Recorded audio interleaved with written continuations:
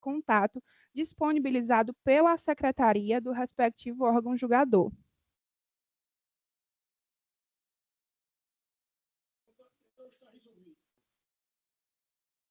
Vossa Excelência, então, é pelo indeferimento.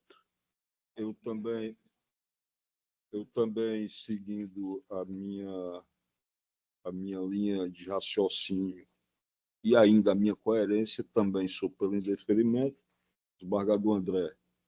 Sim, sou pelo indeferimento. Desembargador Jaime. Excelência, eu entendo que a pretensão do nobre advogado ela é legítima, ela foi feita nos autos com tempo hábil, e se ela não recebeu dos autos o indeferimento, que onde foi ele que ele fez o requerimento, né? Se não foi indeferido esse requerimento de sustentação oral, eu entendo legítima a pretensão do mesmo de fazê-lo. Né? Desembargador Jaime, o desembargador relator o fez verbalmente. Eu coloquei o problema, a deliberação da Câmara, né, só para...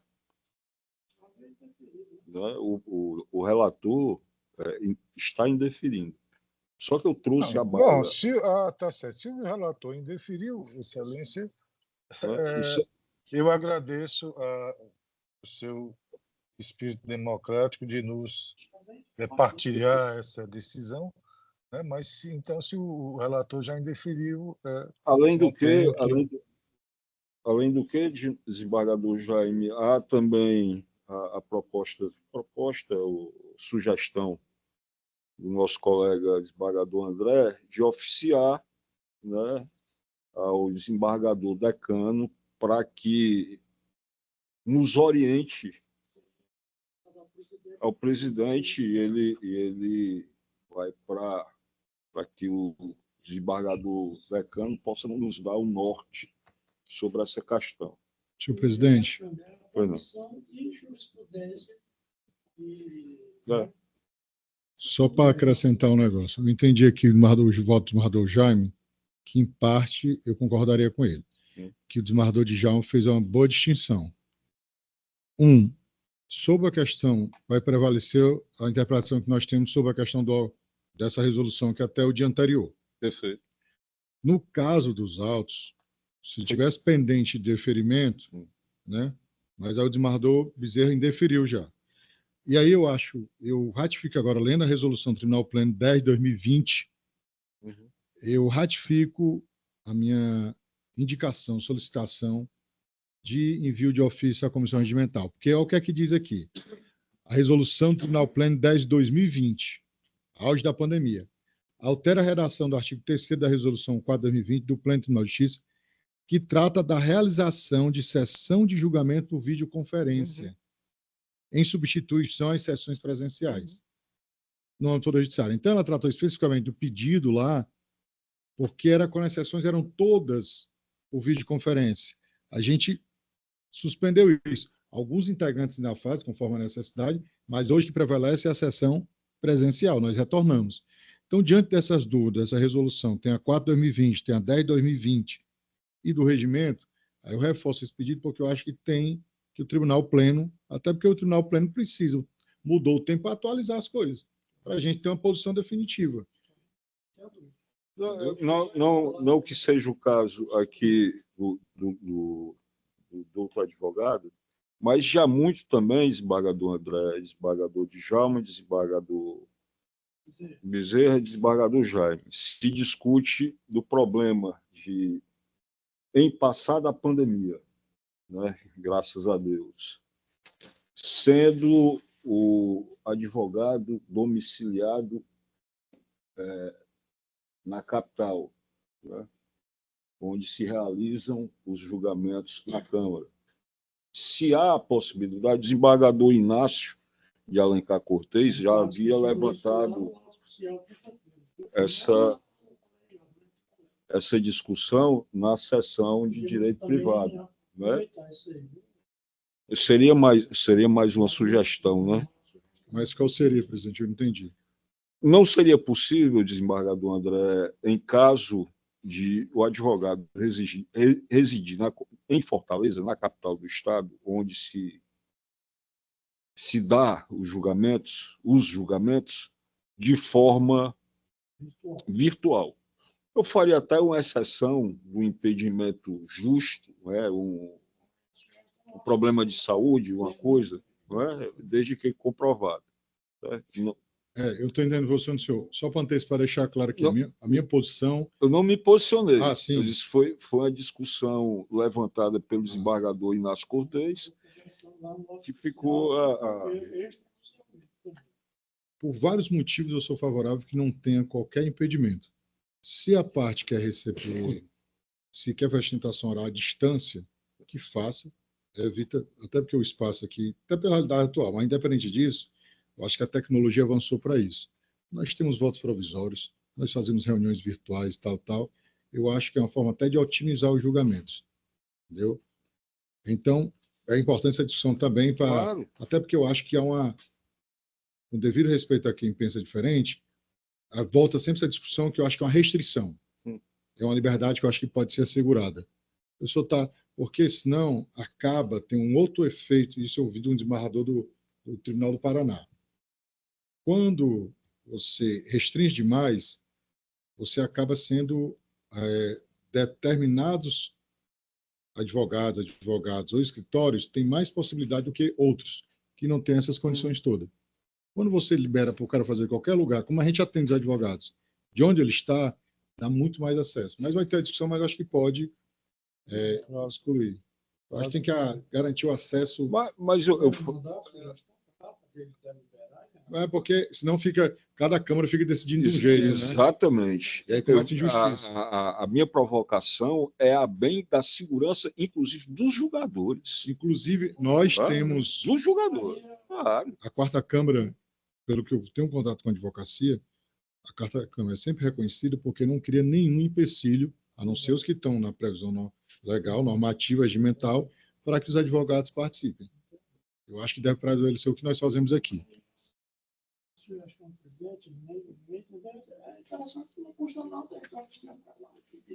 Até para esclarecer logo tudo. Eu vou... Excelência, me permita, só um esclarecimento, é porque durante algum tempo, não sei se os microfones estiveram desligados ou se falou distante, esse indeferimento que o senhor se refere do relator, se deu nos autos ou se deu hoje aqui nessa oportunidade? Deu hoje aqui, Eduardo. Aqui, né? Deu hoje aqui, Eduardo, já. Pois não. Pois não. Obrigado. Quanto presidente, aí a votação de só tem uma coisa, aí sim, aí foi indeferido, né? A sustentação oral, o julgamento já tinha ocorrido. Vamos validar ou não esse julgamento. Só isso. Meu voto é do jeito que está lá, que já foi também alcançado pelo voto do desembargador presidente, desembargador André. Já está certo, está assinado. Com a pauta? 50, né? Eu defendo muito o direito do advogado, não pode ser o contrário. É bom esclarecer porque evita problema.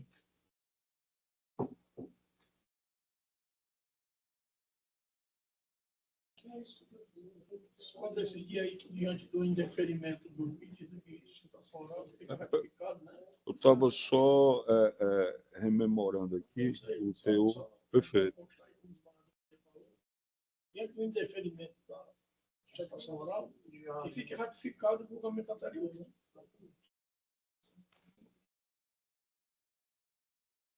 E já foi favorável, unanimidade. Perfeito. Mas só a título de que as coisas saiam da forma devida e com a devida transparência, desembargador, eu abri aqui o voto, inserido as páginas 506 a 516, apenas para, de viva voz, ratificá-lo, viu? Já que houve essa...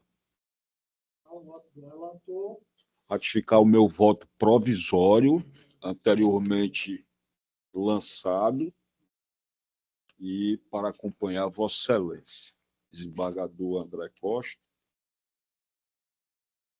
Excelência, eu já tinha votado provisoriamente, houve esse pedido do advogado, o qual foi indeferido pelo relator e depois o colegiado indeferiu pelo tempo, seguindo a resolução ainda em vigor do órgão especial, resolução citada, resolução do Tribunal Pleno de 10/2010-2020. Então, eu sigo o entendimento do indeferimento de sustentação oral, por não ter atendido a resolução do Tribunal Pleno, e ratifico, pelo fundamento jurídico já lançado no voto, o meu voto provisório. É como voto, Excelência. Então,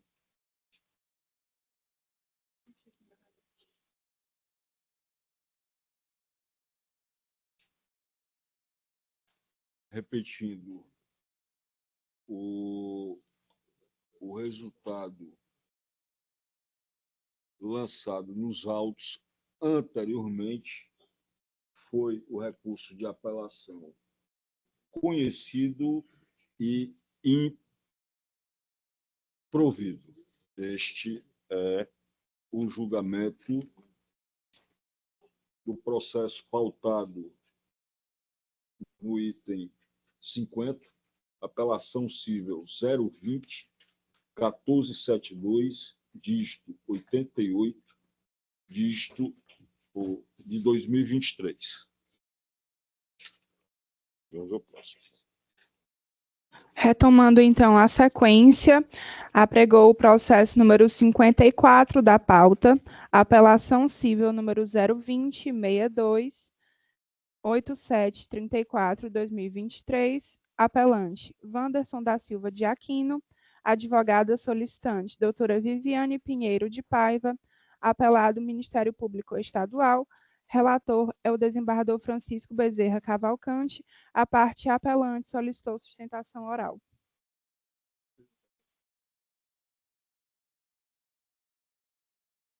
Doutora Viviane Pinheiro. Desembargador Jaime. Não, é porque, como eu não faço parte da composição desse julgamento, eu pediria 5 minutos de ausência. Pois não, desembargador Joyce. Fique à vontade. Obrigado. Doutora Viviane Pinheiro, ausente. Vossa Excelência tem a palavra. O recurso foi não conhecido, presidente. Diligência do artigo 1010-3, CPC, de 15, e artigo 198 do ECA. Artigo 15. Artigo 198 do ECA. Esse aqui.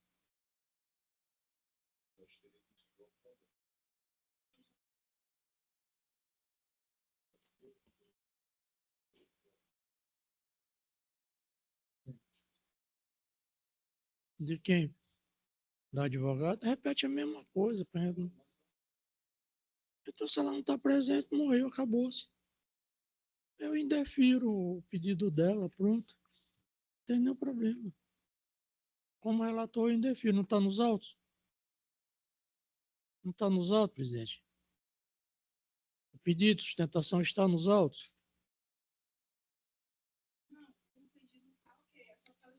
Pronto, então pronto, não tem problema. Isso aqui está morto. É. Eu acompanho o voto do relator e pergunto ao desembargador André Costa como. Excelência, ratifico o voto provisório pelos fundamentos jurídicos lançados pelo relator. Acompanho. Proclamando o resultado, recurso ao 54. Não conhecido. Na sequência, o número 63 da pauta, apelação cível número 020-3099, dígito 85/2019. Apelante SFA, apelada MS de FAA, advogada solicitante, doutora Carla Sofia Pereira. Relator é o desembargador Francisco Bezerra Cavalcante. A parte apelada solicitou sustentação oral. Doutora Carla. Pois não? Me ouvem? Qual é o nome, doutor? Vossas Excelências me ouvem? Sim, Carla, mas não está com a imagem. Eu abri a imagem.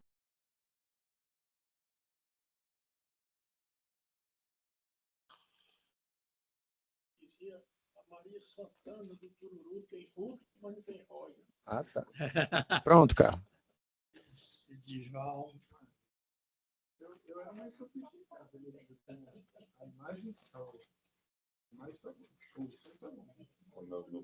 Doutora Carla está aqui já.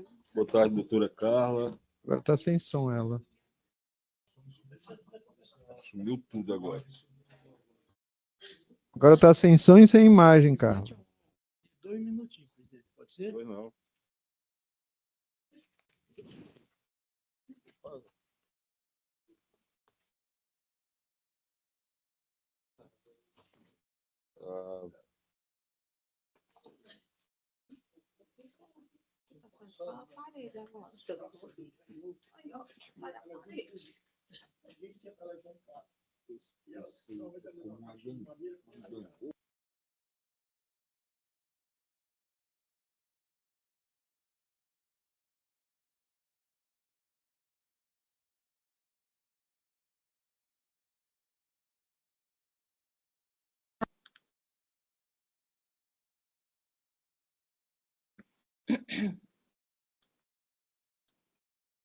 Eles não estão nem me vendo, nem me ouvindo.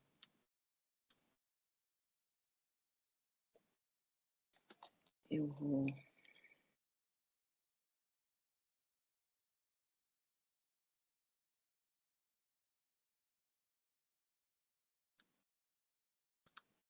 Doutora Marina, eu creio que a minha câmera está para ser fechada automaticamente. Eu abro a câmera e ela torna a se fechar.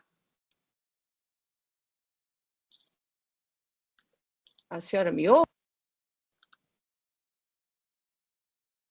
Puxa vida.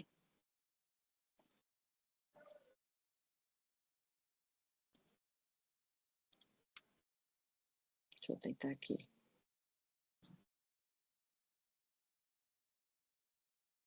Meu Deus, Felipe. Consegue aí?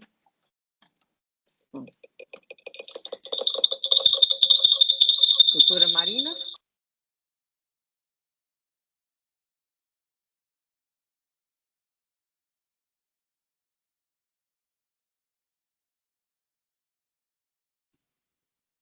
Doutora Marina, a senhora me ouve agora?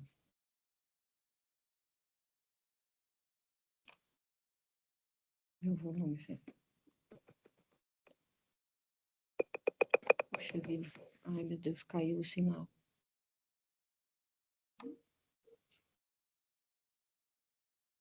Tá vendo? Caiu o sinal. Você tá onde? Caiu tudo aqui. Minha Nossa Senhora. Doutora Marina?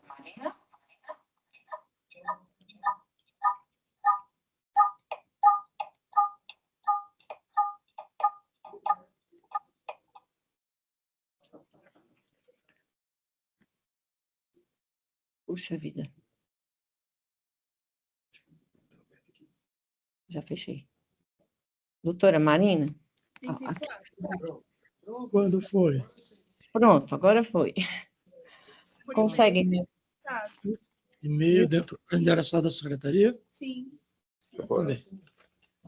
Doutora, Mil perdões pelo problema técnico. Já sei que a hora está adiantada e ainda acontecem essas coisinhas conosco, né? Mil desculpas. a senhora dispensa a leitura do relatório, doutora? Dispensa, Excelência. Pronto. Vossa Excelência tem o prazo regimental de 15 minutos para a sua sustentação oral. Perfeitamente, Excelência. Eu tentarei ser o mais breve possível, inclusive começando pelos cumprimentos, que todos já estão bem cansados e a fome já nos incomoda. Então, eu vou cumprimentá-los todos na pessoa do excelentíssimo desembargador presidente, Dr. José Evandro Nogueira, e do eminente relator, doutor Francisco Bezerra Cavalcante, estendendo esses cumprimentos a todos os demais presentes, com uma ressalva de poder mencionar o meu caro colega Carlos Augusto, em atenção à deferência que a mim também dispensou quando da sua fala muito profícua, inclusive com relação aos esportes automotivos.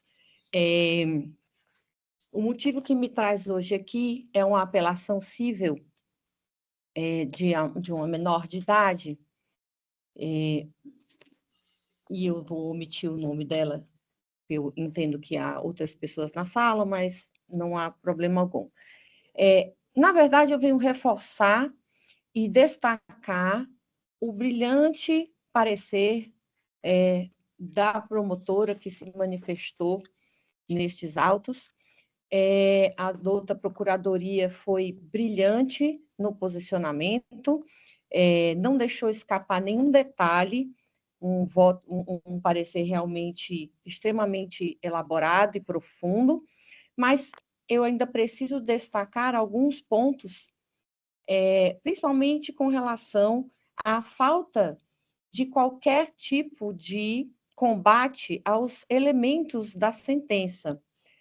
A apelação, ela de fato não ataca nenhum dos elementos trazidos no corpo do deciso, realmente em desatenção ao princípio da dialeticidade, isso para iniciarmos aqui esse pequeno destaque.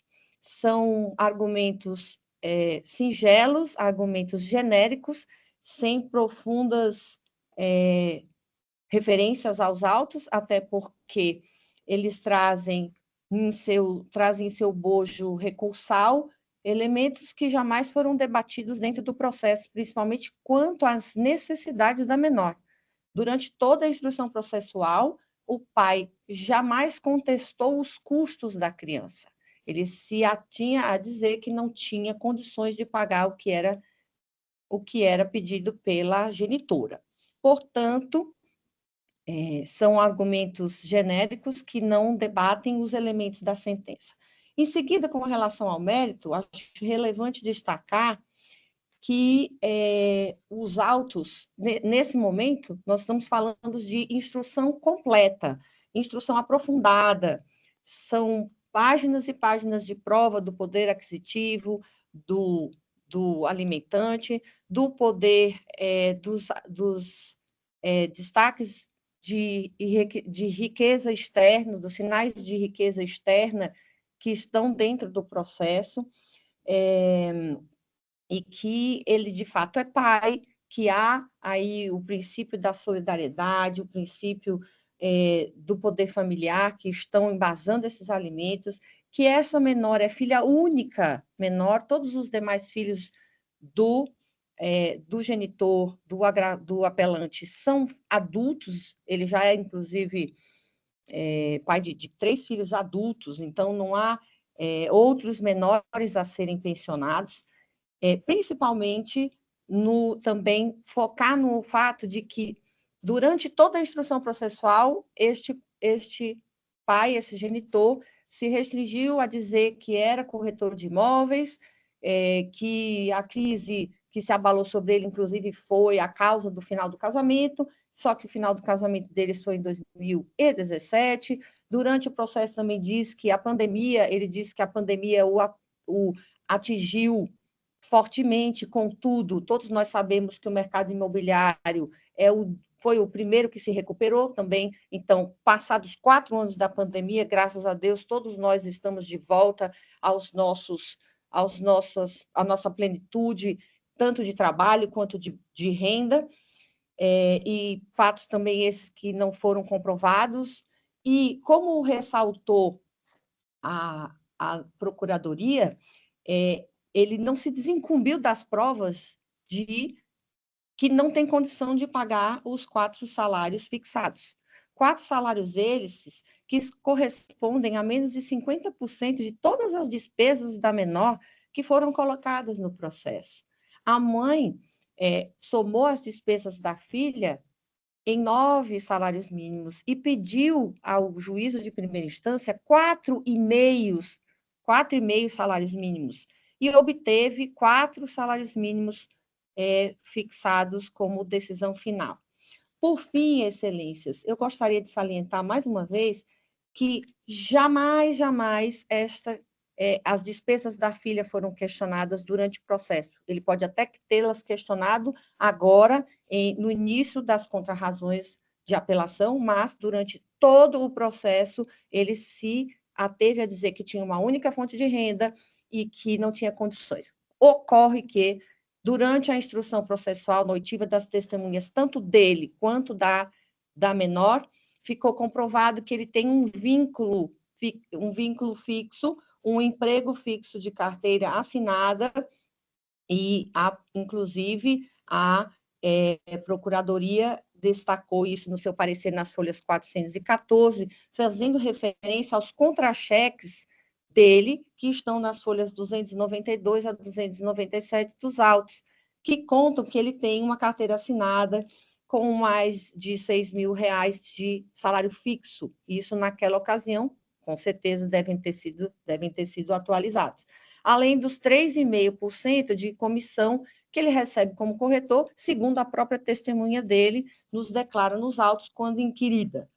Por fim, eu gostaria só de deixar consignado que, passados esses 4 anos, durante todo o processo, nós atualizamos as despesas da menor, que sofre de dermatite atópica, que faz uso de antialérgicos constantemente e de cremes que são específicos para essas doenças de pele, que a mãe, em momento algum, se furtou a colaborar e a criar a filha, e que, desde o início, ela foi muito compassiva, pedindo realmente 50% das despesas, já que ambos são profissionais, já que ambos trabalham. Então, não houve abuso da genitora, não houve excesso de pedido. O que está se requerendo agora aqui é que seja mantida a acertadíssima decisão do magistrado de piso, que fixou, após uma longa e exaustiva instrução, os alimentos da menor em 4 salários mínimos, e é por isso que eu venho a vossas excelências pedir que a decisão seja mantida em todos os seus termos. Agradeço demais a paciência de vossas excelências em me ouvir e desejo a todos um excelente dia. Obrigada pela oportunidade. Obrigado, doutora. Com a palavra, o eminente desembargador relator, Francisco Bezerra Cavalcante. Pois não, presidente, eu renovo meus cumprimentos a todos, e especialmente agora a doutora Carla. O presidente iniciou esse meu julgado dizendo que recebi, eu não recordo se a doutora estava presente, no meu gabinete, salvo engano, a apelada acompanhada da ex-deputada Gorete Pereira, que na época, sem ser advogada, se dizia interessada no processo, né? Nesses processos, presidente, que algumas pessoas influentes se manifestam nos autos, eu não recebi a outra parte, não sei quem é a outra parte, eu tenho o máximo cuidado, desembargador Jaime, de sorte é que não me deixe influenciar por esse tipo de, não vou dizer pressão, de manifestação, que é comum no nosso meio, né? E aqui, presidente, eu procurei em 10 laudas espelhar o que, como sempre eu faço, da forma que a minha consciência ditou. Atento, principalmente, o que estava posto nos autos. E é dessa forma que julguei o processo. Portanto, trata-se de apelação contra a sentença proferida, as folhas 338 e 343, pelo MGM, juiz da 2ª Vara da Família da Comarca de Fortaleza, de onde eu fui titular por quase 5, 6 anos. Não sei se esse processo estava lá em tramitação quando eu estive lá, eu acredito que não. Julgou parcialmente procedente o pedido da inicial, arbitrando alimentos definitivos a serem pagos à SFA, ora, a apelante em favor de MS de FA, menor representado por sua genitora, que está posto o nome dela nos autos, no patamar de 4 salários mínimos a serem pagos até o dia 5º de cada mês, mediante depósito em conta bancária da titularidade de representante legal da infante, com desconto diretamente no contra-cheque do requerido.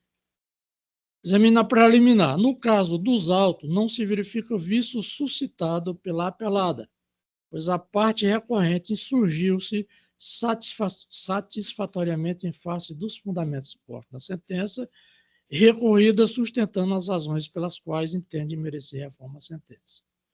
Afasta preliminar.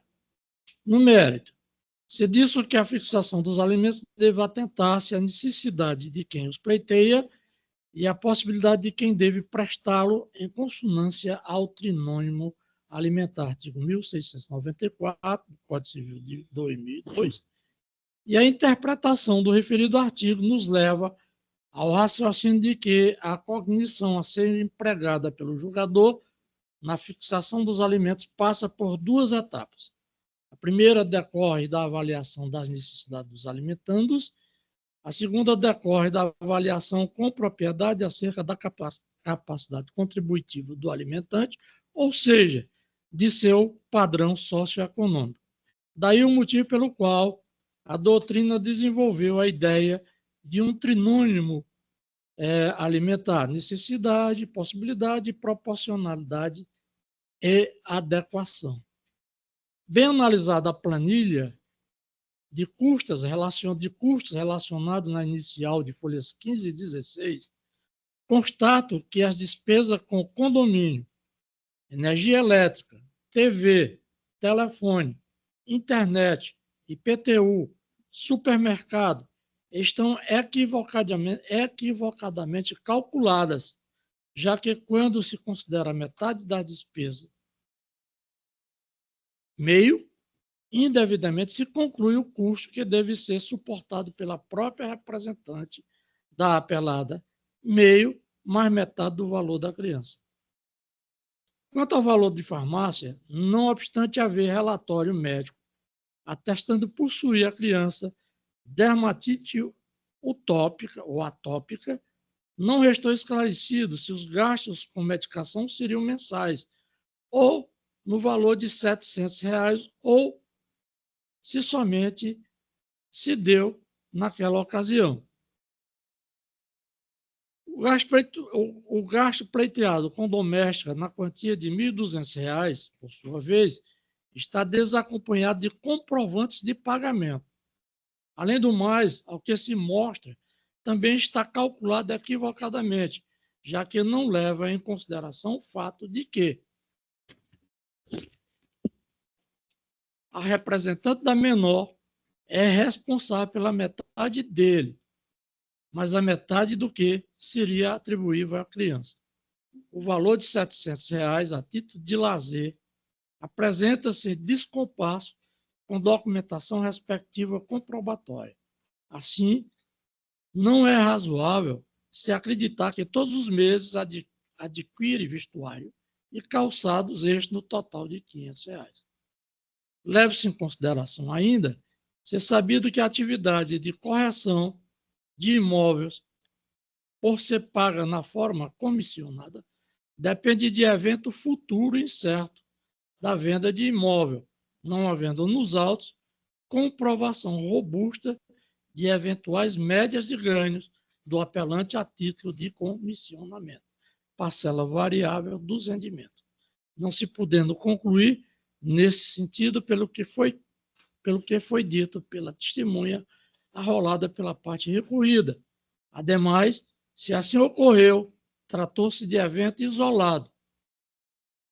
Por outro lado, no que concerne à afetação da capacidade de pagamento em relação aos seus ganhos atuais, afirmada em petição recursal como sendo no valor de R$ 6.125 e não impugnado pela parte recorrida, afigura-se como excessivo comprometimento da renda fixa do recorrente, caso o valor da condenação atuais em R$ 5.648.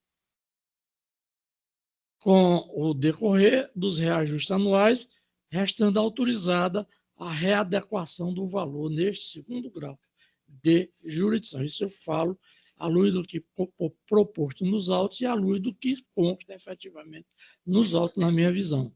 Ademais, estou demonstrado nos autos, pela leitura do DIRF, anexado que não houve a evolução patrimonial do alimentante no decorrer dos anos, além do que o sinal de riqueza apontado pelo fato de ser dono de um veículo. Em verdade, se atrela tão somente à questão visual, sem considerar o ano do veículo, que ao tempo do ajuizamento da ação já contava com 12 anos de sua fabricação.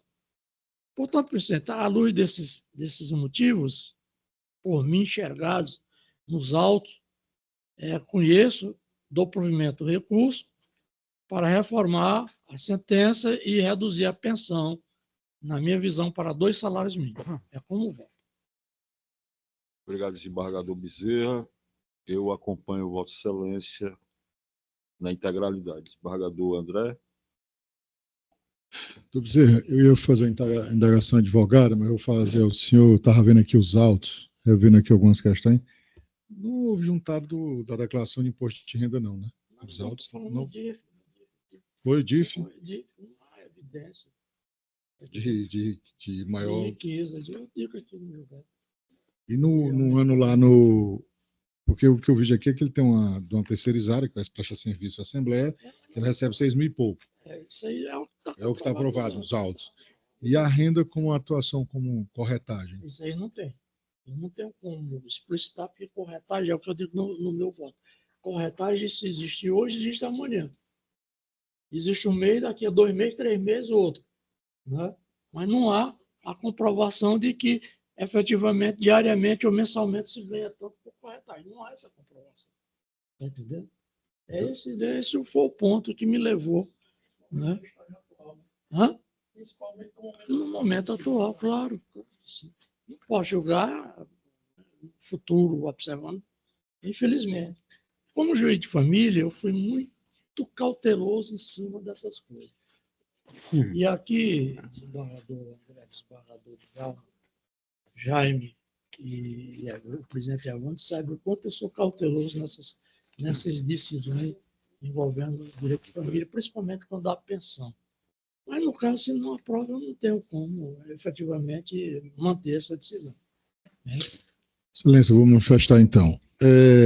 Eu já tinha votado provisoriamente, escutei a citação oral da advogada e fui abrir os autos. A grande questão aqui, ao meu ver, tá? Pode ter divergir aqui, quando você abre os autos e abre a própria sentença,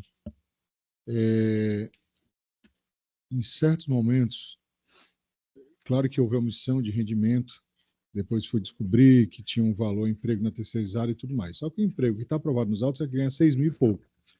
Não está aprovado outros valores. Exatamente. Nesses casos, eu não confesso que eu me preocupo mais com a parte vulnerável. No caso concreto é a criança. Sempre é a criança e o adolescente. Mas eu não vejo, porque se são 4 salários mínimos, daria 4 mil, 4 vezes 4, 16, daria R$5.600. 5.648, para ser mais já seria acima, inclusive, do que foi colocado, de que o gasto da criança seria 8 mil e pouco, e a metade para cada um daria 4 mil e pouco. Então, 5 mil e pouco já daria 5.600, já daria acima. Só que eu vi aqui que tem um parecer muito forte do Ministério Público que atua em defesa dos vulneráveis, da sociedade e tudo mais. Então, por esses motivos, eu vou só pedir vista dos autos para analisar, e esse aqui eu já trago na próxima semana sem falta. Tá bom? Então é isso que eu peço vista, excelência. Foi não, desembargador André. Presidente, só esclarecendo. Foi não, desembargador. Eu analisei o parecer do Ministério Público. Como eu disse lá no começo, eu analisei de forma cuidadosa, como sempre eu faço. Só que eu não sou obrigado a cumprir o que o Ministério Público fala. O Ministério Público é a referência. É uma referência. Claro que muitas das vezes a gente cede sem nenhum problema, né, e até agradece a manifestação do presidente. Mas no caso específico, o desembargador Djalma O DIF, que foi uma indagação feita pelo meu amigo André, a DIF, eu digo no item 8 da minha decisão. Estou demonstrado nos autos, pela leitura da DIF, anexados, que não houve evolução patrimonial do alimentante no decorrer dos anos. Vários anos. Além do que o sinal de riqueza apontado nos autos, pelo fato de ser dono de um veículo, em verdade se atrela tão somente à questão visual, sem considerar o ano do veículo, que eu não sei nem que veículo é esse. Que ao tempo do ajuizamento da ação já contava com 12 anos, é o que está no som. Né? E o que está comprovado que efetivamente recebe é aquilo, e eu fui analisar as planilhas, é metade, ela não espelha a verdade dos fatos. Só isso, a título de esclarecimento, mas respeito. Eu agradeço mais uma vez, Eduardo Bezerra, sempre muito cuidadoso com seus votos, muito detalhado. E esse aqui, Excelência, que eu vejo que a questão, ao meu ver, não demora maiores aprofundamentos, eu já trago na próxima sessão. Perfeito. Muito obrigado, senhor presidente. Obrigado, desembargador relator. Vistas concedidas ao eminente desembargador André Luiz de Souza Costa. Continuando, número 88 da pauta, agravo de instrumento número 062733041-2024, agravante Ivan Vitorino de Oliveira, agravado Financrédito Factoring Fomento Comercial, advogada solicitante, doutora Neidiane Souza Almeida, relator é o desembargador José Evandro Nogueira Lima Filho, a parte agravada solicitou a sustentação oral. Doutora Neidiane. Pois não. Boa tarde. Senhores, conseguem me ouvir?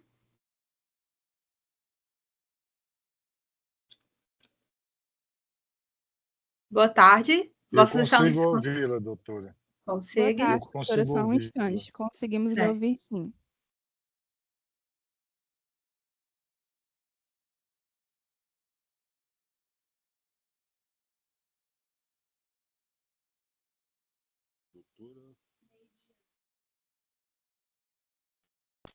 Boa tarde, doutora. 88. É o 88 da pauta. Não, é meu. Doutora Neidiane. Isso. Doutora, a senhora trata dos interesses do agravado, é isso? Isso, da Financrédito. Financrédito. Para que nós possamos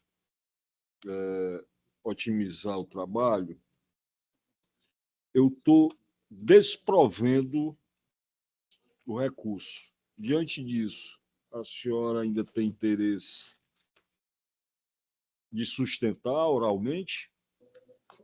Não, senhores, diante do agravar das horas e tendo em vista o respeito a outros colegas que já estão também esperando, vocês também já estão há muito tempo, né, cansados, eu dispenso. Eu agradeço a atenção de Vossa Excelência e vou aqui só ler o caput da ementa que ela autoexplica. Okay. Agravo de instrumento, ação de execução preliminar, ofensa à dialeticidade recursal. Inocorrência, veículo alienado fiduciariamente, possibilidade de penhora de direitos aquisitivos. Precedência do STJ, recurso conhecido e improvido. Desembargador André Costa, como voto? Excelência, já tinha votado provisoriamente e pelos fundamentos jurídicos lançados Vossa Excelência, acompanho integralmente o voto. Desembargador Djalma Benevides. Reafirmo o meu voto prévio e acompanho integralmente o voto de Vossa Excelência. Proclamando o resultado, recurso conhecido e improvido. Doutora, mais uma vez, obrigado e boa tarde. De nada, senhor, nós que agradecemos. Boa tarde. Na sequência, número 94 da pauta, apelação civil número 0200-847-83-2023, apelante Joana Cesarina da Silva, apelado Banco Itaú Consignado S.A., advogada solicitante doutora Lorena Pitanga Varjão, relator é o desembargador José Evandro Nogueira Lima Filho, a parte apelada solicitou sustentação oral. Doutora Lorena. Boa tarde, doutora. Boa tarde a todos. Boa tarde, doutora. A senhora dispensa a leitura do relatório? Dispenso sim, Excelência. Então, Vossa Excelência tem um prazo regimental de 15 minutos para sua sustentação oral. Serei breve. Eu renovo meu boa tarde a todos e cumprimento essa colega da Câmara. De fato, serei breve, falo em nome do apelado e tal consignado, por tratar-se de uma matéria que já é amplamente recorrente e também de conhecimento de Vossas Excelências. Nesse processo, Excelência, a insurgência da parte autora é mais um processo relativo ao contrato de empréstimo consignado, especificamente o contrato de final 564, onde a parte autora alega ali que não houve essa contratação e desconhece esse contrato. O magistrado Acon, ele julgou improcedente os pedidos, tendo em vista que consta dos autos toda a comprovação dessa contratação e a comprovação robusta dessa contratação do empréstimo. Foi um contrato que foi assinado pela parte autora, efetivamente, ele foi firmado em 8/8/2019, o contrato ele se encontra as folhas 150 a 154, o valor que foi disponibilizado em relação a esse contrato foi um valor que foi remanescente, decorrente de uma renegociação de um contrato anterior, que também consta no bojo desse contrato, final 159, onde foi ali abatido um valor para quitação desse empréstimo anterior, no valor de R$ 2.326,51, sendo liberado em favor da parte autora R$ 261,07 para a sua conta de titularidade junto à Caixa Econômica Federal, através de uma transferência eletrônica, através de uma TED, que consta as folhas 73, essa comprovação da efetiva disponibilização do valor do empréstimo. Excelências, o recurso da parte autora, durante a sua narrativa, ele trata em relação a inicialmente uma declaração de nulidade desse contrato e posteriormente também uma determinação de perícia grafotécnica. Contudo, Excelências, o que se verifica aqui nos autos, como já dito, há uma robusta comprovação dessa contratação, não só pelo fato do contrato efetivamente assinado e ali guardar sim uma similitude entre as assinaturas apostas no contrato e o RG, que foi juntado pela parte autora às folhas 14 e 15, sendo que se trata do mesmo RG que foi utilizado para ajuizamento da ação, o mesmo RG também que foi utilizado no momento da contratação e também o mesmo endereço que consta no contrato, é o mesmo endereço que foi comprovado através do comprovante de residência constante também dos autos juntado pela parte autora com a inicial. Como já dito aqui, Excelências, relativamente, se fizermos assim uma análise do tema 1061 do STJ, o que se verifica aqui é que há uma faculdade ao magistrado para que não haja uma necessária ou uma imposição dessa realização de perícia grafotécnica, quando se tem no processo uma robustez ou outros meios de prova de se atestar essa autenticidade da assinatura, que é o caso dos autos, como bem fundamentado pelo magistrado Acor, há uma robustez nas provas que foram produzidas nos autos, há uma impugnação da parte autora em relação a essa contratação, e há ali uma insurgência em relação à perícia grafotécnica, mas resta muito claro essa disponibilização do valor, em momento algum a parte autora traz aos autos os seus extratos da conta da Caixa Econômica Federal, a fim de comprovar de que não houve esse recebimento do valor. Esse valor foi efetivamente recebido, conforme a TED que consta nos autos. Não há uma impugnação em relação a esse documento que foi relacionado aos autos, desse valor que foi disponibilizado. O valor foi efetivamente utilizado pela parte autora e, além disso, há todo um contrato juntado com documentos que constituem os mesmos documentos que nunca saíram de posse da própria parte autora.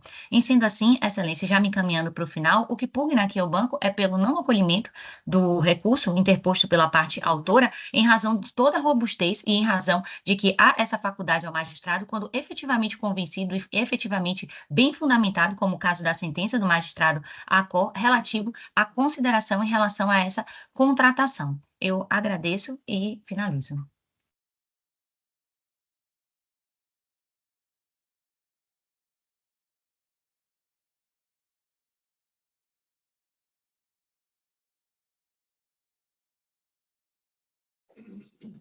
Encerrou, doutora?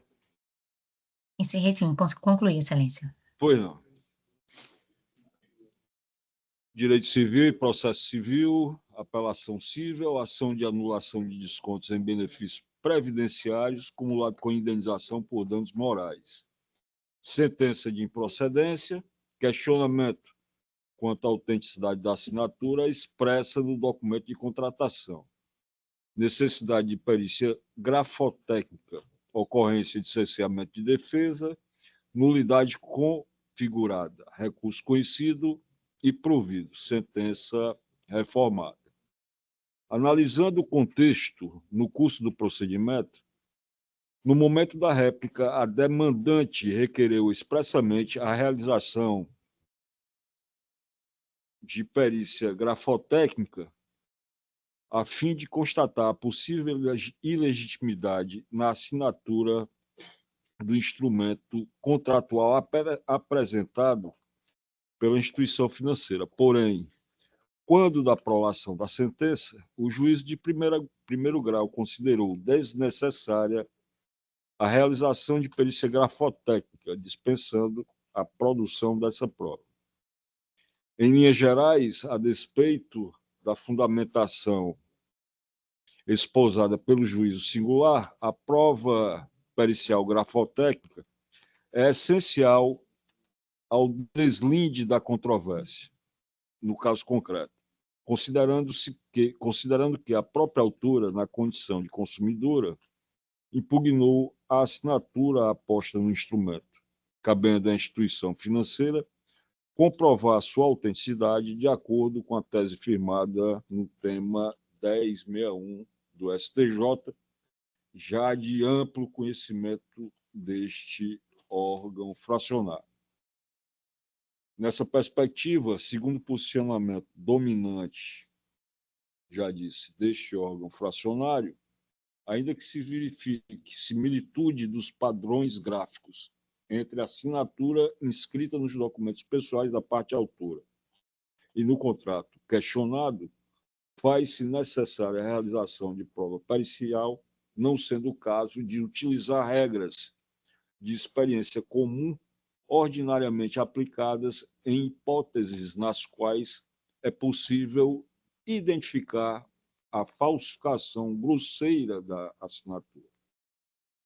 Em caso, vislumbra-se que não poderia ter sido dispensada a produção de prova, sob pena de violação aos princípios do contraditório e da ampla defesa. Assim, é inequívoco o erro improcedente do juízo sentenciante, circunstância que macula a validade do ato processual impugnado. Desta forma, conheço do apelo, mas conheço e provejo a apelação. É como voto, perguntar ao desembargador André Costa como voto. Excelência, ratifico o voto provisório e acompanho pelos fundamentos jurídicos o voto lançado por Vossa Excelência, concordo integralmente à devolução para a produção da prova necessária. Obrigado, desembargador André. Desembargador Djalma. Acompanho também o voto provisório, presidente, e reconheço, acompanhando integralmente o seu voto, de que o exame grafotécnico é indispensável para o bom julgamento desse processo. Proclamando o resultado, recurso conhecido e provido. Obrigado, doutor. Eu que agradeço, excelências. Dando continuidade, processo número 114 da pauta, apelação civil número 017-6573, dígito 52, 2017, apelante, Lotil Engenharia Limitada, apelado, Fábrica Doc Serviços Administrativos Limitada, advogado solicitante, doutor Ronier Fernandes Nogueira, relator é o desembargador José Evandro Nogueira Lima Filho, a parte apelada solicitou sustentação oral. Doutor Ronier. Bom dia, boa tarde. Boa tarde.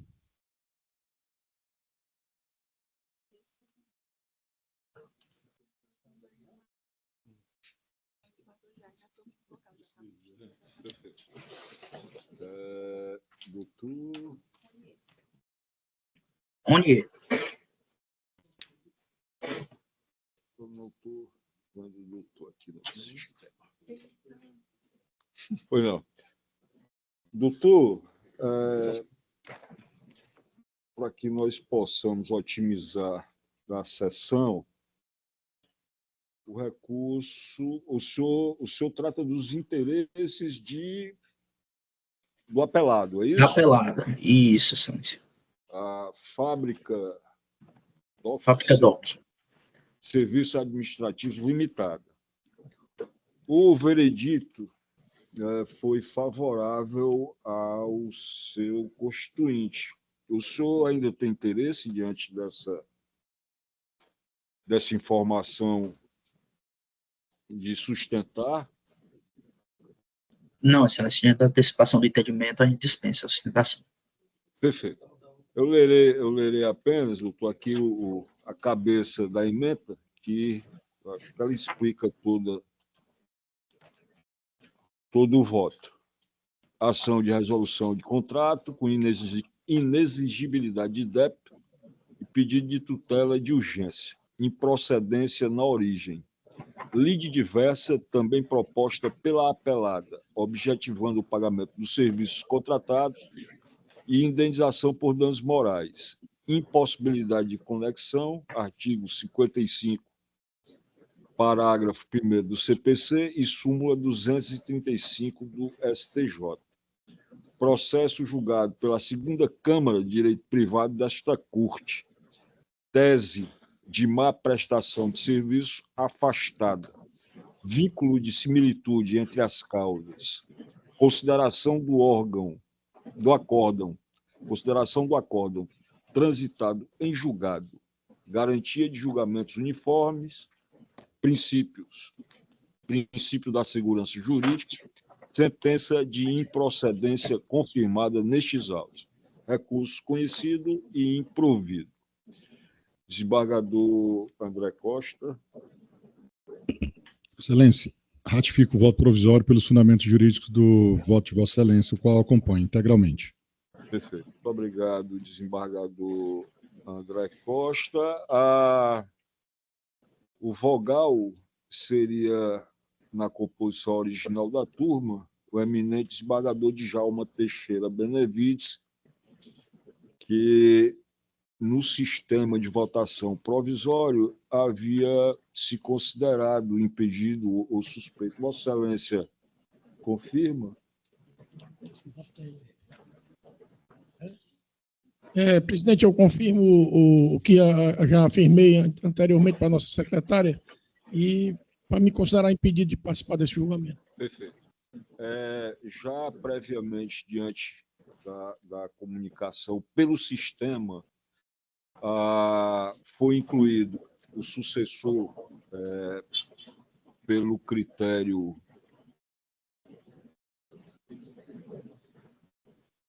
do regimento interno, o desembargador Francisco Jaime Medeiros Neto, que já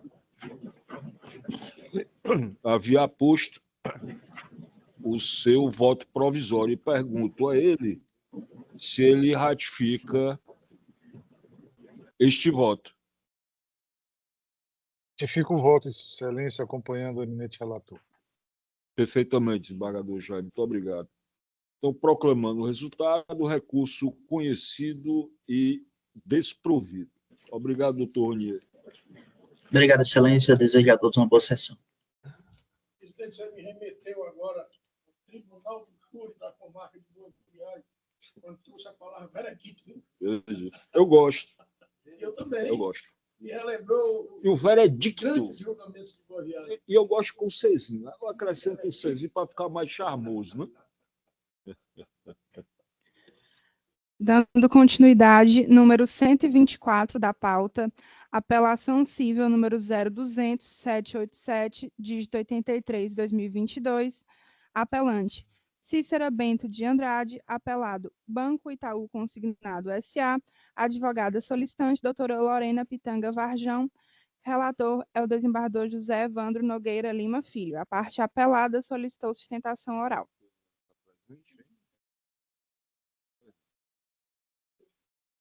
Doutora, aqui,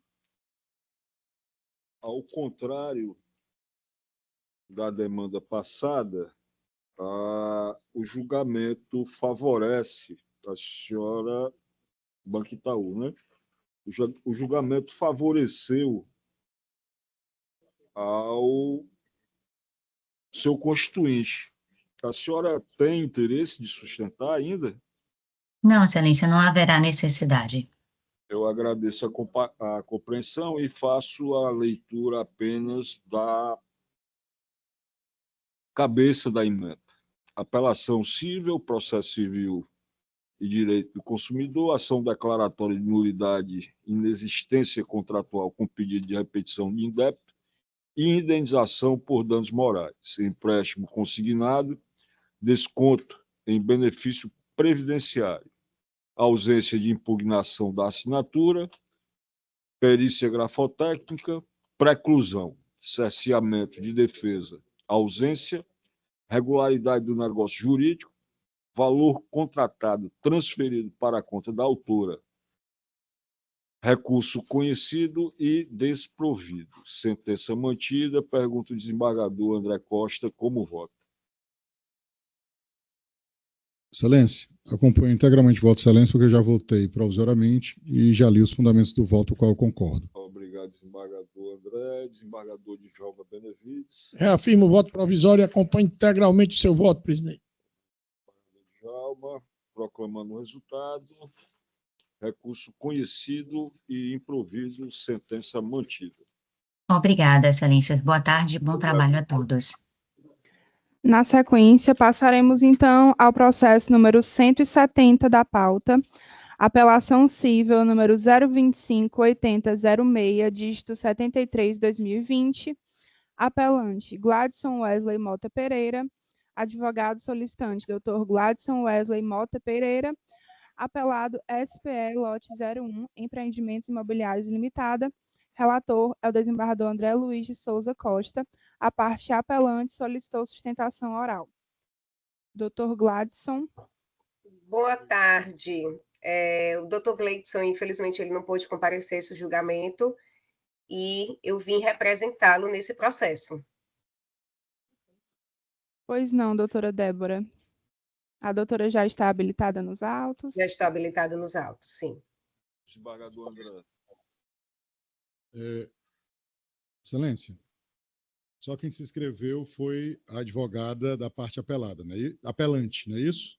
Exato. Pronto. Olha. Doutora Débora. Doutora Débora, eu conheci e dei provimento integral ao recurso. Vossa Excelência se interessa em fazer sustentação oral? Perfeito, não. Eu agradeço muito a atenção dos senhores. Boa Só um tarde. pouquinho, doutora Débora, calma. Ainda vou ler a ementa. A senhora aguarda aí um pouquinho. Tá bom. A senhora tomar conhecimento do julgamento. Perfeito, muito obrigada. Valeu. Direito processual civil e do consumidor, apelação civil, ação de cumprimento contratual.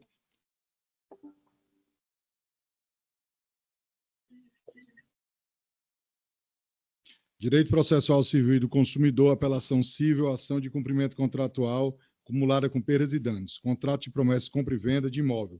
Atraso injustificado para o cancelamento da hipoteca e outorga da escritura definitiva após a quitação integral do ajuste. Inadimplemento da construtora, omissão contratual de multa em benefício do consumidor adquirente, devida inversão da cláusula penal, manutenção do equilíbrio contratual, tema repetitivo 791 do Superior Tribunal de Justiça, possibilidade de acumulação com danos morais, natureza jurídica distinta, recurso conhecido e provido. E aí, Excelência, esse é o cabeçalho da ementa, e aí vou só a parte dispositiva. Em face do imposto, dou provimento ao recurso a fim de reformar parcialmente a sentença e determinar a inversão da cláusula penal prevista no parágrafo 2º da cláusula 14ª do contrato firmado entre as partes, aplicando-se a multa nela prevista em favor dos apelantes pelo período de inadimplência da apelada, acrescida de juros de mora de 1% ao mês e correção monetária pelo INPC, com termo inicial a partir da citação, conforme o artigo 405 do Código Civil. Tudo a ser apurado em fase de cumprimento de sentença perante o juiz da primeira instância. Em razão do provimento do recurso, ocorreu a inversão do ônus sucumbencial, razão pela qual a apelada deve arcar com o valor das custas processuais e com honorários sucumbenciais em favor dos advogados e advogadas da parte apelante, os quais fixem 20% sobre o valor atualizado da condenação, conforme o artigo 85, parágrafo 2º do Código de Processo Civil. Como vota, Excelência? Obrigado, desembargador André. Desembargador Djalma Benevides. Reafirmo o voto provisório acompanhando integralmente o relator, presidente. Desembargador Jair Medeiros. Acompanho o relator, Excelência. Obrigado, desembargador Jaime. Proclamando o resultado, recurso conhecido e provido. Obrigado, doutora. Obrigada, senhores. Boa tarde para todos vocês. Dando continuidade, número 206 da pauta, agravo de instrumento número 062-1961-03-2023, agravante AMLB, agravado WMF, advogado solicitante, Dr. José Sérgio Dantas Lopes, relator é o desembargador Francisco Jaime Medeiros Neto. A parte agravada solicitou sustentação oral. Dr. José Sérgio. Presente. Estamos aqui. Desembargador Jaime. Pois não, excelência.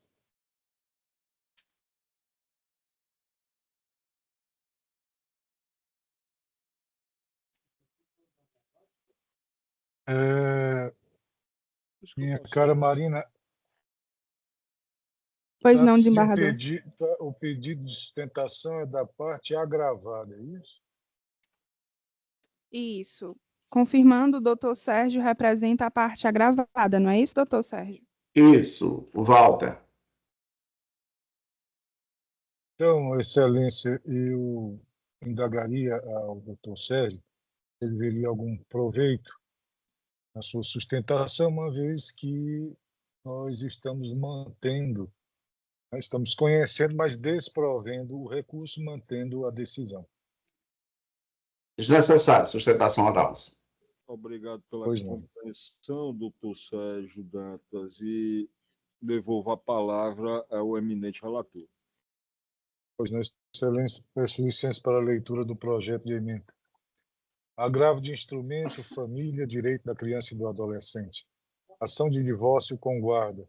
Sentença que declarou a prática de alienação parental pela genitora, fixou a guarda compartilhada e determinou o acompanhamento psicológico da infante às custas da mãe. Cumprimento provisório da sentença. Impugnação protocolada pela genitora e indeferida pelo juiz com fixação de astrentes. E resignação. Impugnação com intento de rediscussão de mérito. Possibilidade. Fatos novos trazidos em sede recursal.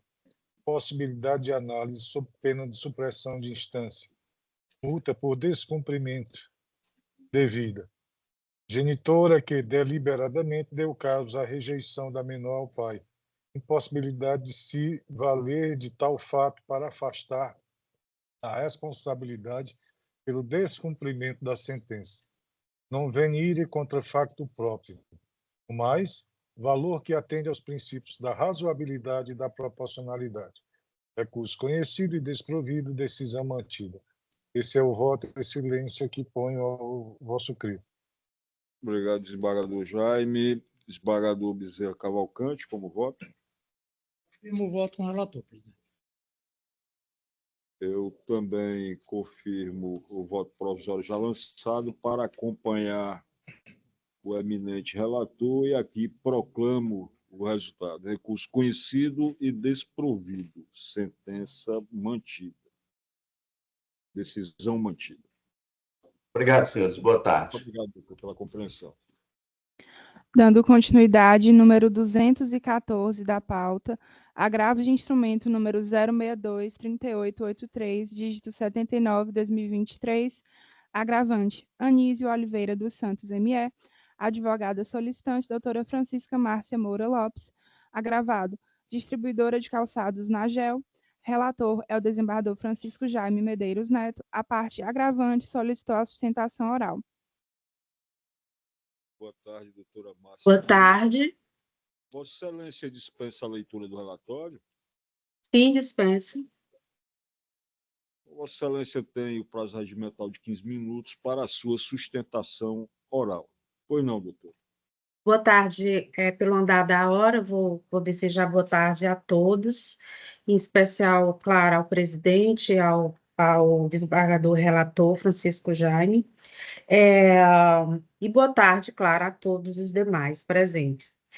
Inicialmente, a decisão que estou aqui agravando, ela já desde o nascedouro, com todas as vênias ao juiz de origem, ela já nasce equivocada, a decisão, tendo em vista se tratar de um incidente de desconsideração da personalidade jurídica impugnável por agravo de instrumento. No caso, a juíza Acó, ela exarou sua decisão em uma sentença. Entretanto, nós impugnamos com o recurso certo. Superada essa questão, eu vou ingressar agora no mérito do recurso. Vou tentar ser bem sucinta, não é uma matéria complexa, é uma matéria simples, e vou chamar o incidente de desconsideração da personalidade jurídica de IDPJ para tentar ser mais breve. A decisão impugnada, ela não deu provimento ao IDPJ por entender que não cabe IDPJ, ou seja, que não cabe desconsideração da personalidade jurídica por mera inadimplência, sendo necessária a prova pelo autor do desvio de finalidade. E o que é que o artigo 50 do Código Civil, já que é uma relação não consumerista, e o que é que o artigo 50 do Código Civil dispõe? Desvio de finalidade é caracterizado quando há o quê? Uma intenção do devedor, no caso aqui é uma execução, do devedor prejudicar os credores, ou seja, fraudar credores, né, do pagamento, e ou então de um ilícito civil. No caso, como é que a doutora, a juíza Acó, disse, né? Foi brincar, sendo necessária a prova do desvio de finalidade, com certeza. E assim o autor fez. Como ele provou? Ele provou através de quê? De uma certidão do oficial de justiça, que foi até a empresa e constatou a presença do sócio, estava aberta, do sócio administrador, que é o sócio majoritário. Se eu não me engano, ele tem mais de 90% de cotas sociais. Então, a empresa estava ativa. Entretanto, não obstante que na Receita Federal ela estava inapta. Mas isso, inapta, o que quer dizer inapta? Inapta, quando tem na Receita Federal, é justamente por ter sido omissas nas declarações. E o que é que o STJ se fundamenta para ser proferidos ou deferido as ITPJ? Com certeza, não é mera irregularidade. Com certeza, isso o STJ não julga favorável nesse sentido. Só que a empresa estava aberta, estava ativa faticamente. Não obstante, na Receita Federal dizer que está inapta, mas como eu acabei de falar, seria apenas uma omissão da declaração do imposto de renda. Nesses casos, e eu abro aqui um parêntese bem grande, uma questão bem relevante, é que foi feito o Cisbajude. E o Cisbajude, ela com várias contas, essa empresa tinha várias contas, e essas contas todas zeradas. Então, como é que uma empresa está ativa e como é que todas essas contas, se eu não me engano, eram mais de 10, se eu não me engano. Como é que essas contas estão todas zeradas? Da onde é que está indo o dinheiro do produto das vendas dessa empresa ou do serviço da venda dessas empresas? Como é que essa empresa ela paga os seus trabalhadores se estão zeradas? Então, me parece uma flagrante intenção de querer fraudar credores.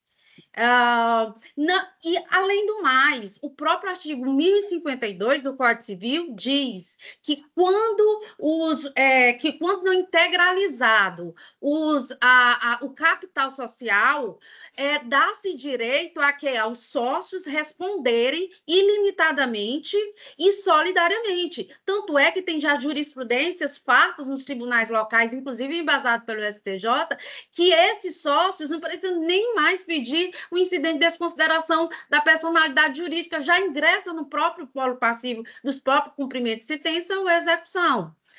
Então, a minha questão aqui, vou já terminar, ser sucinta, é que eu trouxe essa prova. E o que é que acontece? Um fato muito importante, o réu é revel, formal e materialmente. Eu aleguei um fato existente, ele deveria ter vindo aos autos fazer o quê? Impugnar. Então, se ele não impugnou, ficou incontroverso. Se ficou incontroverso, o artigo 374 do CPC, inciso 4, diz que não cabe, não depende de prova os fatos incontroversos. Eu trouxe uma prova, o réu, o autor trouxe uma prova, o réu deveria ter vindo aos autos e o quê? Se incumbir, o réu deveria se incumbir de quê? De provar a existência do fato modificativo do direito do autor, algo que ele não fez. Então, com base, mesmo que a juíza tenha fundamentado, trazendo essa questão, não obstante o réu ter sido rével, ela, com as provas que tem nos autos, ela vai gerir o seu convencimento. Mas o convencimento ali, o livre convencimento, nós temos que lembrar, tem que ser fundamentado, e não arbitrário, com todas as venhas. Então, qual foi a fundamentação que ela trouxe aqui? Que eu não comprovei, que o meu cliente, o autor, o agravante, não comprovou o desvio de finalidade. E o que é esse fato de eu ter trazido, do cliente, do autor ter trazido aos autos, essa comprovação que a empresa estava ativa e que o Cisbajude estava zerado em todas as suas contas, a não ser um indício fortíssimo, no mínimo um indício fortíssimo, que ele estava querendo fraudar credores, um dos motivos, dos requisitos da desconsideração da personalidade jurídica. Então, é com base nessa fundamentação que eu trago, é com base com esse respaldo no STJ nesse sentido.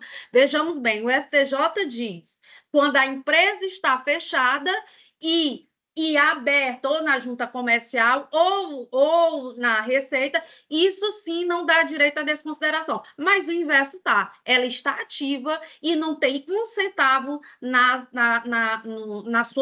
várias contas que tem. Um indício fortíssimo, ou se não, uma prova forte também, que a intenção é de fraudar credores. Então, ao final, eu peço a reforma pelos senhores da decisão impugnada. E muito obrigada. Obrigado, doutora Márcia Moura. Devolvo a palavra ao eminente. Só questão de ordem, presidente. Eu acabei de receber um telefone da minha esposa, que eu tenho que levá-la para o médico agora às 14 horas. E eu estava propenso a ficar até o final da sessão, mas infelizmente eu vou ter que me ausentar agora e vou pedir desculpa ao desembargador. Eu já votei, mas o desembargador vai proferir o voto dele, por certo, e vai atrasar lá a consulta já marcada há algum tempo. A minha esposa não dirige e eu é quem vou levá-la, infelizmente. Então, eu pediria para esse julgamento ser suspenso, a gente continuaria com as escusas de todos, né, na próxima sessão. Infelizmente, é um problema. Eu traria na próxima semana. Mas o desembargador Jaime. Incluir todos os vídeos eu faria na próxima. Ao requerimento do desembargador Bezerra. O senhor ouviu? Vossa Excelência, eu acho que Vossa Excelência, como relator, que deveria se manifestar em primeiro lugar. Excelência, no caso aqui, já que seria apenas a leitura da ementa do CAPT, eu acho que não atrasaria muito. E a gente, votando esse aqui, o desembargador naturalmente estaria mais desembargador Jaime, se Vossa Excelência puder abreviar, eu agradeceria, porque é por questão de médico, aí eu não tenho como atrasar muito. E agora às 14 horas. Tá, e então... lá no centro aí, o centro vai demandar um... Né? Então, agravo de instrumento, cumprimento de sentença, incidente de desconsideração da personalidade jurídica, decisão de indeferimento na origem, ausentes os requisitos para o pedido de desconsideração, posto que inexistem indícios de abuso da personalidade jurídica, desvio de finalidade ou confusão patrimonial. Aplicação do artigo 50 do Código Civil. Recurso conhecido e desprovido. Esse é o voto que ponho ao crivo de Vossas Excelências. Foi bem. Sim.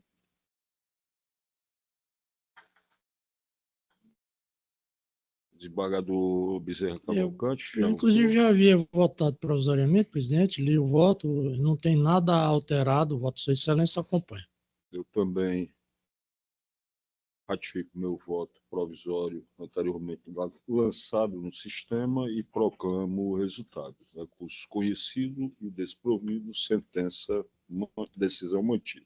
Presidente, então poderia sair, presidente? Eu agradeceria. Obrigado, desembargador. Doutora Márcia. Infelizmente, não vou farei o seguinte, desembargador, para que nós não tenhamos problemas futuros. Eu vou acolher o requerimento de Vossa Excelência. Eu acho que os colegas também não têm nenhuma objeção, mas todos os processos passarei para a próxima pauta, não sem antes apregoá-lo todos, para que fique registrado o que é que está passando para a próxima semana. Queria só fazer uma solicitação. Pois não, desembargador André. Como faltaram 3 da pauta do desembargador Jaime, está sendo adiado por uma questão Perfeito. legítima. Se não tiver objeção regimental, na próxima sessão, começasse por esses 3 processos. Sem problema. E até pelas vistas também, que as partes podem estar esperando. Ok, desembargador Jaime? Ok? Ok, Excelência. Começaria pelos processos adiados. Os advogados que estão aí na tribuna aguardando. Sob a relatoria de Vossa Excelência. Não é motivos de refúgio, né? Relevante, motivo relevante. Posso sair então, presidente?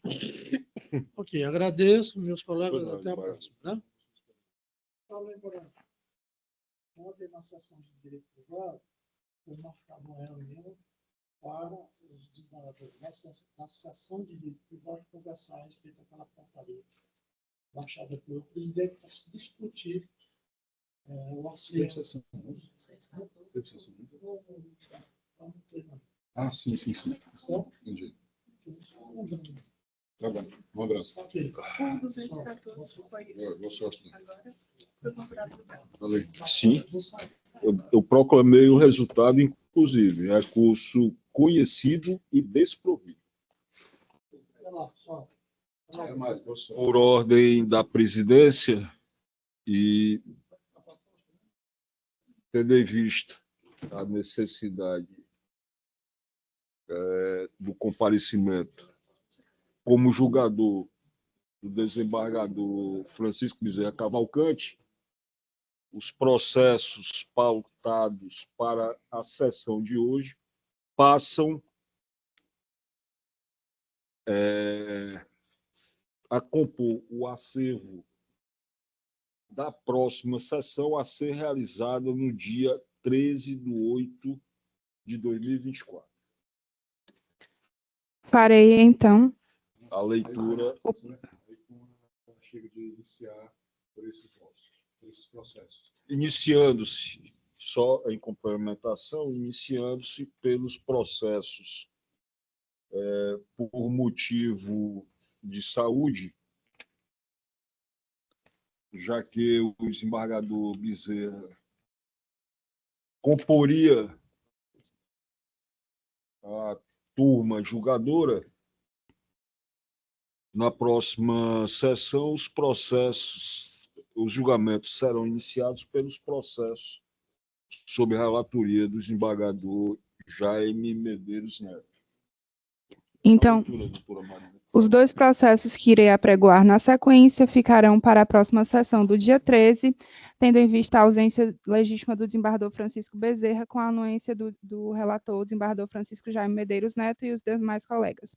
Processo número 228 da pauta, apelação civil número 020-12-32-56-2023, apelante Valdete Marques de Souza, apelado Banco Agibank S.A., advogado solicitante Dr. Vandeilson Araújo Dias, bem como o processo número 245 da pauta, apelação civil número 0052673, dígito 82/2020, apelante LCV dos S, apelada SDL dos S, advogada solicitante doutora Ariadne Alencar Brito Santos. Vamos à próxima pauta. O que é que ficou? Vou fazer o pregão. Também de relatoria do desembargador Jaime, que vai ser adiado para a próxima sessão. Esse é meu? Jaime. Não, mas está com justiça aí. Mas é colombiado, ele está com... a última vista foi para o senhor, mas ele está em julgamento ampliado. Perfeito. Vou fazer o teste. Encerrados os pedidos de sustentação oral, passaremos então aos processos pendentes de voto vista. Passaremos então aos processos com julgamento em quórum ampliado. Apregou o processo número 237 da pauta, apelação civil número 020-1179, dígito 89/2023. Ambas as partes recorreram. Primeiro apelante, Socorro Fernandes da Silva Souza. Segundo apelante, Banco Bradesco S.A. Relator é o desembargador Francisco Jaime Medeiros Neto. Na sessão do dia 11 de junho de 2024, após anunciado o julgamento do feito em epígrafe, manifestou-se o eminente relator, desembargador Francisco Jaime Medeiros Neto, no sentido de conhecer dos recursos para, no mérito, negar-lhes provimento. Por ocasião do lançamento dos votos provisórios, o desembargador Francisco Bezerra Cavalcante acompanhou o voto do relator. Na sequência, o nobre desembargador Djalma Teixeira Benavides apresentou seu voto em mesa no sentido de conhecer e dar parcial provimento ao recurso da autora para condenar a instituição financeira ao pagamento de indenização por danos morais em favor da promovente. Diante da ausência de unanimidade entre os pares, a douta presidência instaurou a técnica de julgamento ampliado prevista no artigo 942 do Código de Processo Civil. Na sessão do dia 18 de junho de 2024, continuando o julgamento do recurso em epígrafe, o desembargador José Evandro Nogueira Lima Filho pediu vista dos autos para melhor exame da matéria.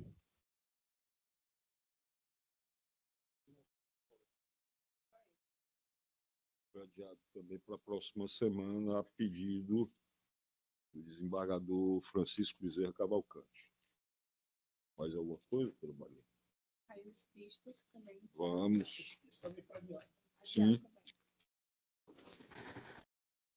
Passando então aos processos pendentes de voto vista, número 58 da pauta, apelação civil número 0250610, dígito 74/2022, apelante IMSI, registrado civilmente como JDMSI, patrocinado pela Defensoria Pública, relator desembargador Francisco Bezerra Cavalcante, na sessão ordinária do... Desembargador André, esse é o processo que eu me referi hoje pela manhã a Vossa Excelência. O voto foi disponibilizado, inclusive, com antecedência, mas como o desembargador Francisco Bezerra Cavalcante é o relator, né, Aquele caso não binário? Isso. Claro, Tá? próxima sessão. Fica também para a próxima sessão, Sem problema. a pedido do eminente desembargador Francisco Bezerra Cavalcante. O 58 de pauta, como já pregoado, 025-0610, dígito 74, de 2022. Da mesma forma, processo número 65 da pauta, apelação civil número 018-3030, dígito 03/2017, apelante Eduardo das Chagas Aires, apelado imobiliário Henrique Jorge Pinho S.A.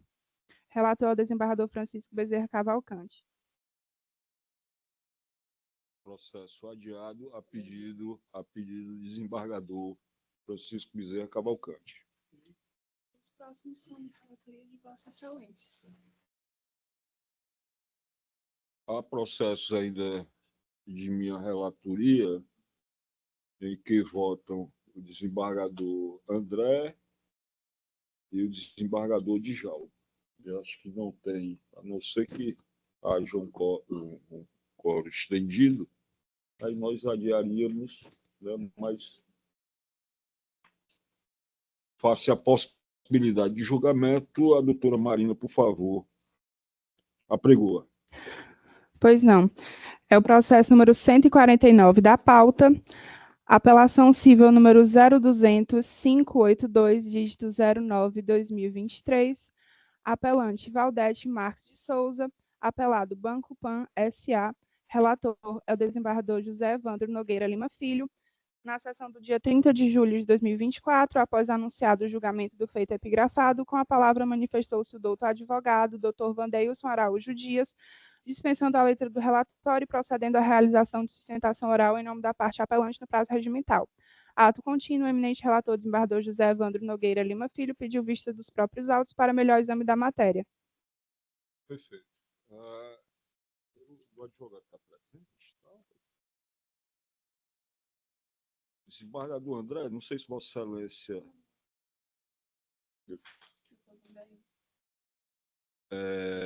se Vossa Excelência lembra do julgamento desse recurso. Igual cartão de crédito consignado. Isso, eu invocando aqui a memória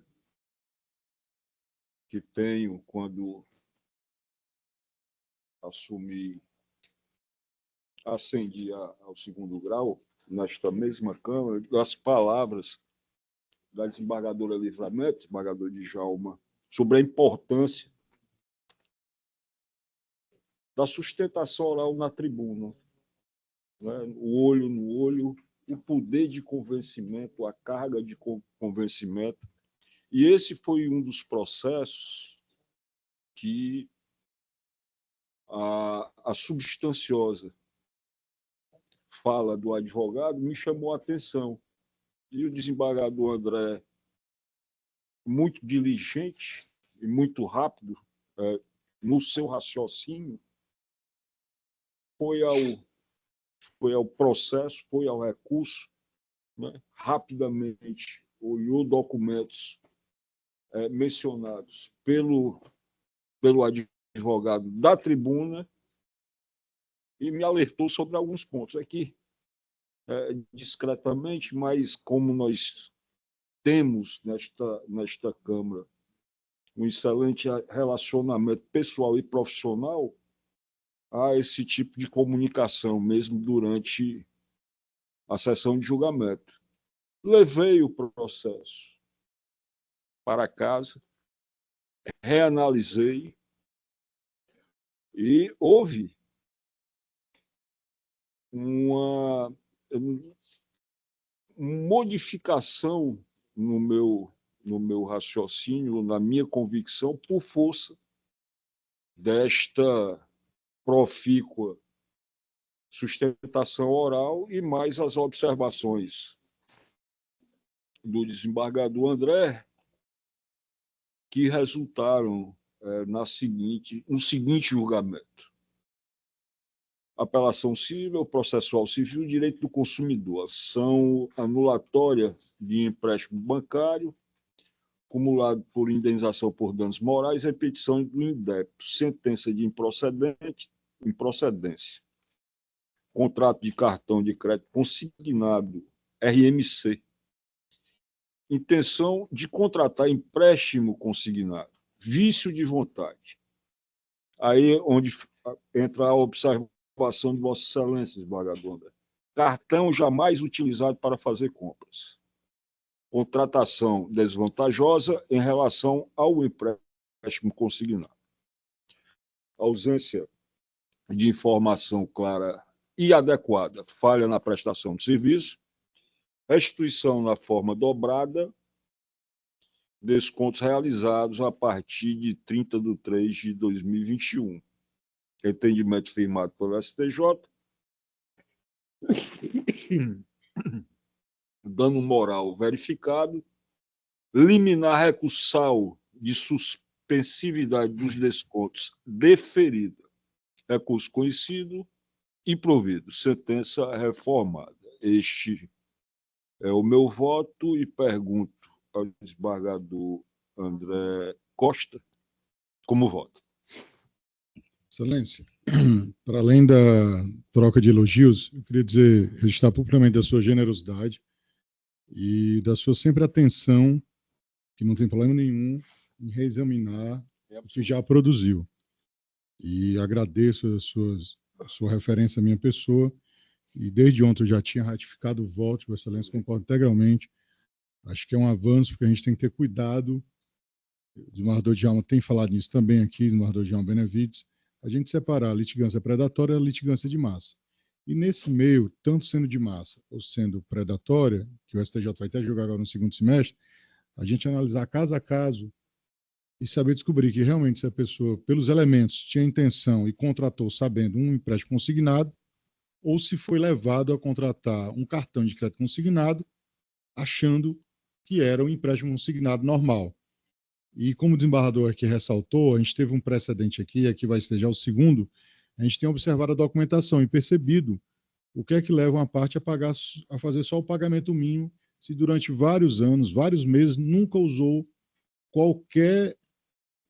não fez qualquer compra, doutora Ivana, além de pagar o valor mínimo do cartão de crédito, o que leva a gente a entender que houve realmente, se não houve o dolo de quem ofereceu o cartão, houve pelo menos falha no dever de informação. Então, parabenizo o desembargador Evandro por essa correta e justa atitude e pelos fundamentos jurídicos lançados, inatacáveis. Eu estou acompanhando integralmente o voto lançado e ratifico o voto provisório. É com voto, senhor presidente. Muito obrigado, desembargador André. Desembargador Djalma. Também parabenizar o nosso presidente Evandro, né, que teve a humildade de reanalisar o seu voto, né, e isso mostra a grandeza da pessoa que você é e a grandeza de conhecimento, porque o maior é aquele que tem a humildade de rever seus próprios atos. Então, eu não sou a pessoa mais indicada para lhe elogiar pela amizade que nos une, né, pela admiração, pelo respeito. E dizer obrigada. E dizer que o nosso querido André Costa, o desembargador André Costa, é um homem que tem, né, para cumprir o ditado popular, olhos de águia, né? E ele viu realmente essa sutileza. Até a gente conversou também, eu e ele, que eu também tinha observado, e que eu iria pedir vista, mas o André pediu antes.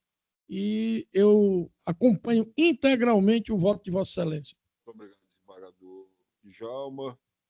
Proclamando, então, o resultado: recurso conhecido e provido. Sentença reformada. Mais algum?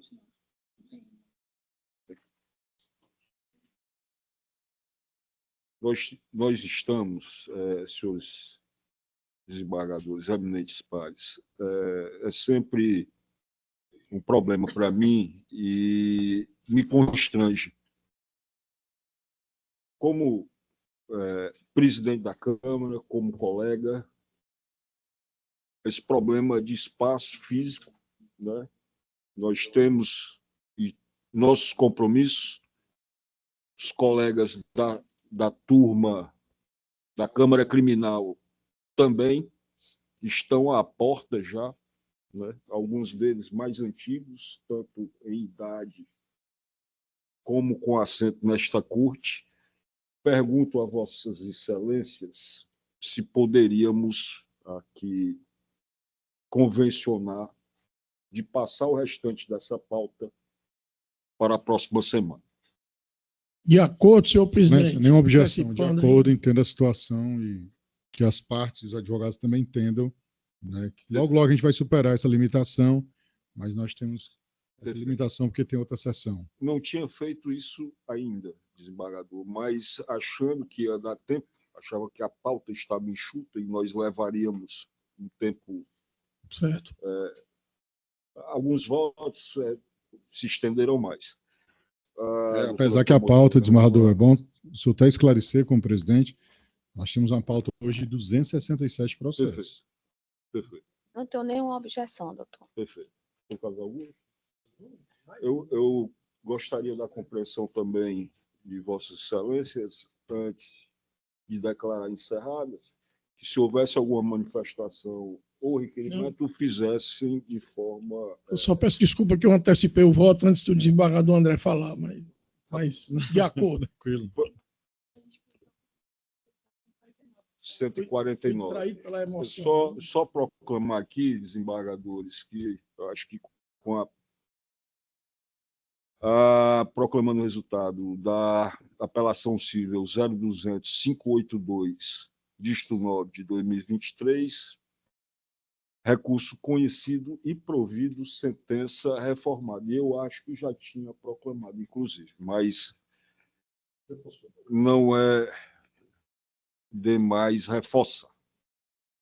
Desembargador André, algum requerimento, algum comentário? Celeste, até pelo decorrer do tempo, só parabenizado pela condução, e realmente é uma manifestação sincera.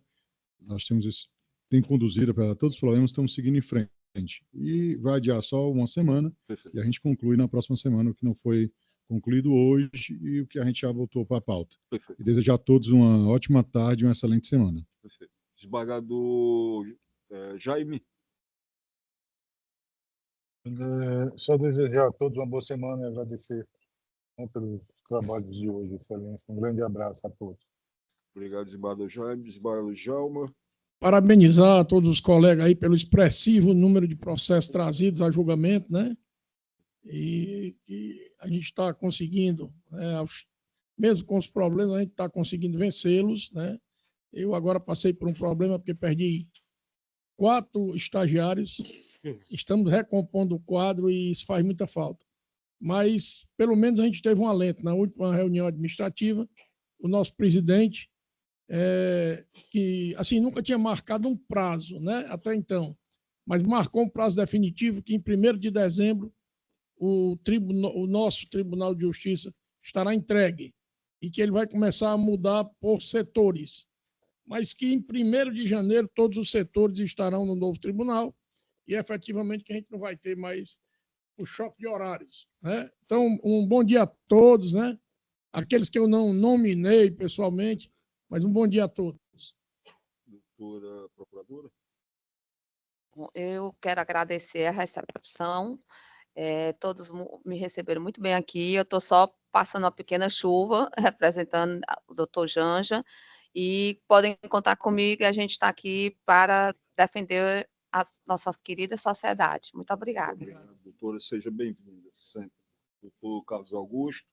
Parabenizar também a condução da sessão, sempre bom ouvi-los e ouvir Vossa Excelência. E desejar a todos uma boa semana, muita paz, muita saúde e até a próxima terça-feira, se Deus quiser.